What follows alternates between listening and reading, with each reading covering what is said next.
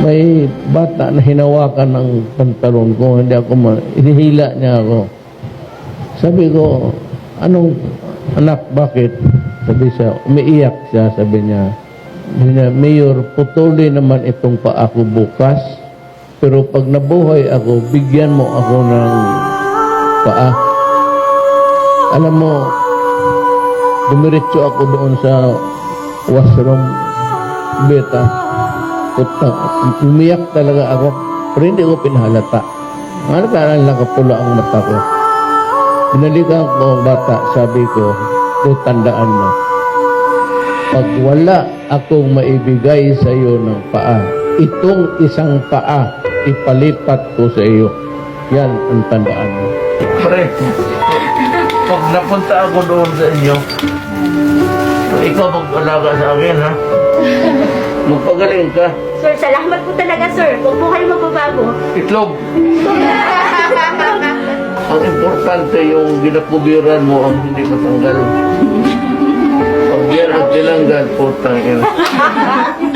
Pati ako iiyak. Ang sabi ko kay Crisette, alam mo, si President Duterte, he's not just a name.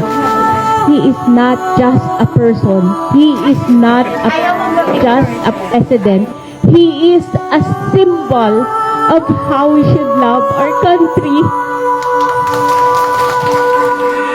Ako kasi, empleyado lang ng gobyerno, national government.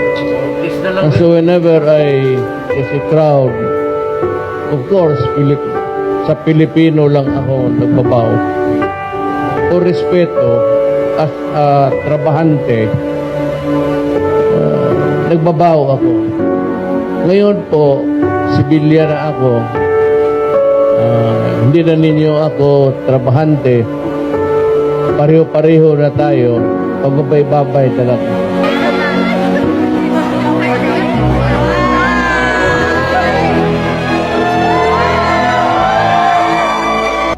For the generous act of the Americans. The bells are returned. Credit goes to the American people and to the Filipino people. Period.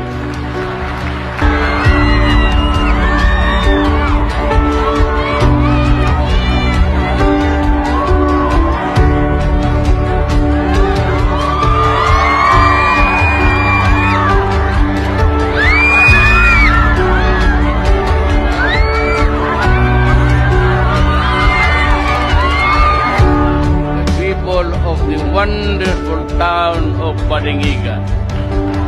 Mabuhay kayong lahat.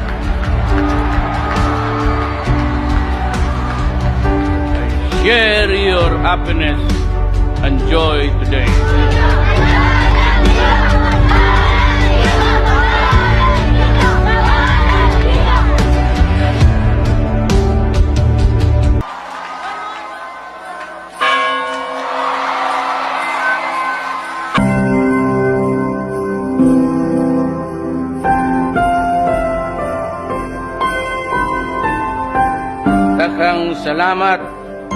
Daghang salamat sa Amerika. Daghang salamat kaninyong tanan. Daghang salamat sa Pilipino.